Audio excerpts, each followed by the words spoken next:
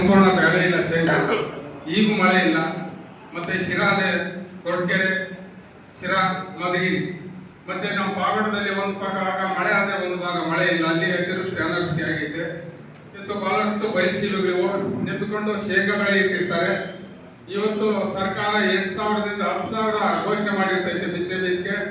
ಇವತ್ತು ಆ ಬೀಜದ ಇವತ್ತು ನಾವು ರೈತ ಏನೋ ಒಂದು ಸ್ವಲ್ಪ ಬೆಳೆ ತಗೊಂಡೋಗಿ ಹಾಕಿದ್ರೆ ಸರ್, ನಮ್ಮ ರಾಜ್ಯಾಧ್ಯಕ್ಷರ ಗಮನಕ್ಕೆ ಕೇಳ್ತಾ ಇದ್ದೇನೆ, ಅದು ಬರೀ 5,000 ಶೇಂಗಾ, ಒಂದು ಕ್ವಿಂಟಲ್ಗೆ 5,000, 6,000 ಟಾಪ್ ರೇಟ್.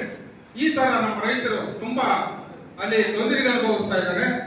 ಇವತ್ತು ಅಷ್ಟೊಂದು ನಾವು 10-11,000 ಬಂಡವಾಳ ಹಾಕಿ ಇವತ್ತು ಬೀಜ ತಂದು ಹಾಕಿದ್ರೆ ಅದ್ರ ಇಕ್ಕಿರೋದ್ರಾಗ ಅರ್ಧ ರೇಟ್ ಸಿಕ್ಕಲ್ಲ ಸರ್. ನಾನು ರಾಜ್ಯಾಧ್ಯಕ್ಷರ ಗಮನಕ್ಕೆ ಕೇಳ್ತೇನೆ, ನಮ್ಮ ರಾಜ್ಯ ಸಮಿತಿ ಎಲ್ಲರೂ ಇದ್ದಾರೆ, ಅವ್ರ ಗಮನಕ್ಕೆ ಕೇಳ್ತಾ ಇದ್ದೀವಿ. ನಮ್ಮ ಜಿಲ್ಲೆಯಲ್ಲಿ ಬಹಳಷ್ಟು ರಾಗಿ ಬೆಳೆದಿದ್ದಾರೆ, ಅವರು ಹೊಲ ಒಣಗಿದೆ. ಇವತ್ತು ಚಿಕ್ಕನಾಯಕನಹಳ್ಳಿಯಿಂದ ಹೇಳಿದ್ರು, ನಮ್ಮ ಯದುಕುಮಾರ್ ಅವರು ಎಲ್ಲರೂ ಸ್ವಲ್ಪ ಜೋಳ ಹಾಕಿದ್ರೆ ಹೀರಿಯ ಸಿಗ್ತಾ ಇಲ್ಲ ಅಂದ್ರು. ಅದಾಗಬಾರ್ದು.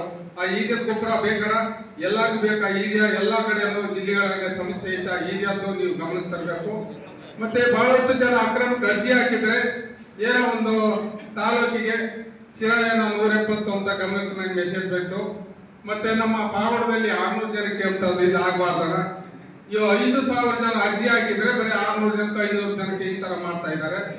ಅಕ್ರಮ ಸಕ್ರಮಕ್ಕೆ ಅರ್ಜಿ ಹಾಕಿರೋರು ಆಯ್ಕೆ ಮಾಡಿರೋ ಪಟ್ಟಿ ಹೇಳ್ತಾ ಇದ್ದೀನಿ. ಬರೀ 400 ಜನ, 500 ಜನ, 600 ಜನ, 170 ಜನ ಈ ತರ ಒಂದೊಂದು ತಾಲೂಕಿ 57 ಹಾಕಿರೋ ಮಾತ್ರ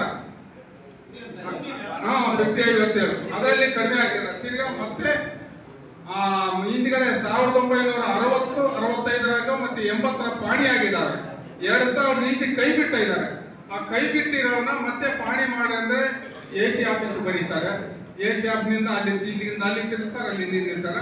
ಅವಕ್ಕೆ ಮಾತ್ರ ಯಾವ ಜಿಲ್ಲೆ ಒಳಗೆ ಆಗಲಿ ಅವು ಬಹಳಷ್ಟು ಇದಾವೆ. ಆ ಬಂಧುಗಳು ನೀನು ರಾಜ್ಯ ಮಟ್ಟದಲ್ಲಿ ಗಮನಕ್ಕೆ ತರಿಸಿ ಅವ್ರಿಗೆ ಸಕ್ರಮ ಮಾಡಿಕೊಡೋದು ಅವು ಬೇಕು. ಮತ್ತೆ ಇನ್ನ ನಮ್ಮ ತಾಲೂಕಿನಲ್ಲಿ ಬಹಳಷ್ಟು ಈ ದಾರಿಗಳ ಬಗ್ಗೆ ಸಮಸ್ಯೆ ಐತಣ. ಆ ದಾರಿಗಳ ಬಗ್ಗೆ ಮತ್ತೆ ದಾರಿಗಳ ಬಗ್ಗೆ ಅದು ನಮ್ಮ ತಾಲೂಕಿನಿಂದ ಹೇಳ್ತೀನಿ, ಅಲ್ಲಿ ಬಗ್ಗೆ ಐತೆ. ಮತ್ತೆ ಬಹಳಷ್ಟು ನಮ್ಮ ತಾಲೂಕಿನಲ್ಲಿ ಬಹಳ ಹಿಂದುಳಿದಿರೋದ್ರಿಂದ ಅಲ್ಲಿ ಸೋಲಾರ್ ಒಂದು ಪಾರ್ಕ್ ಅನ್ನ ಒಂದು ದೊಡ್ಡದಲ್ಲಿ 2,400 ಯೂನಿಟ್ ಅಂತ ಉದ್ಘಾಟನೆ ಮಾಡಿದ್ರು. ಆ ಸೋಲಾರಿನ ಬಗ್ಗೆ ನಮ್ಮ ಹಳ್ಳಿಗಳಲ್ಲಿ ಇವತ್ತು 40-50 ಜನ ವಲಸೆ ಹೋಗಿದ್ದಾರೆ. ಅವರಿಗೆ ತೂಟಿ ಇಲ್ಲ.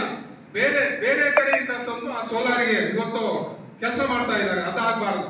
ಖಂಡಿತವಾಗಿ ನಮ್ಮ ಪಾವಗಡದಲ್ಲಿ ಇವತ್ತು 2,400 ಯೂನಿಟ್ ವಿದ್ಯುತ್ ಉತ್ಪಾದನೆ ಆದ್ರೂ ಕೂಡ ಅಲ್ಲಿರೋ ಒಂದು ಭೂಮಿ ಕೊಟ್ಟಿರೋವರಿಗೆ ಕೂಡ ಒಬ್ಬರನ್ನ ಕೆಲಸ ಕೂಡ ಸೇರ್ಕೊಂಡಿಲ್ಲ.